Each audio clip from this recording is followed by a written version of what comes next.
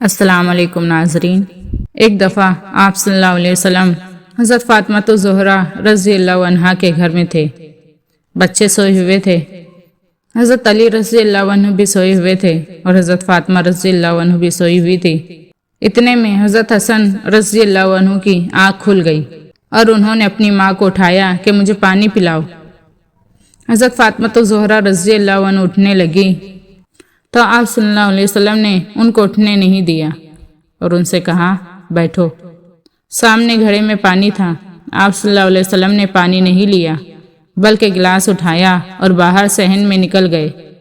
صحن میں حضرت علی رضی اللہ عنہ کی ایک بکری کھڑی ہوئی تھی جس میں سے دودھ خشک ہو چکا تھا۔ اس بکری میں دودھ نہیں تھا، لیکن آپ صلی اللہ علیہ وسلم نے اس کے تھنوں پہ ہاتھ پھیرا تو اس کے تھن دودھ سے بھر گئے۔ سبحان اللہ۔ پھر آپ صلی اللہ علیہ وسلم نے تازہ دودھ سے گلاس بھر لیا، اندر لے آئے تو حضرت حسین رضی اللہ عنہ بھی اٹھ گئے تھے۔ وہ اپنے بڑے بھائی سے زیادہ پھرتیلے تھے۔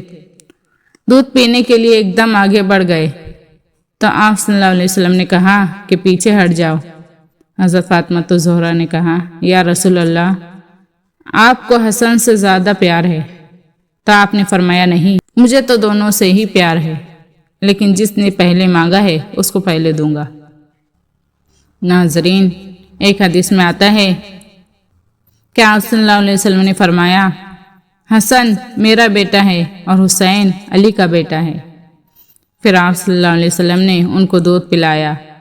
اس سارے قصے میں حضرت علی رضی اللہ عنہ کی آنکھ نہیں کھلی، وہ سوئے رہے۔ پھر آپ صلی اللہ علیہ وسلم نے ارشاد فرمایا کہ میں، تم اور یہ دونوں بچے اور یہ جو سویا ہوا ہے، ہم پانچوں قیامت کے دن ایک ہی جگہ پر ہوں گے۔ سبحان اللہ۔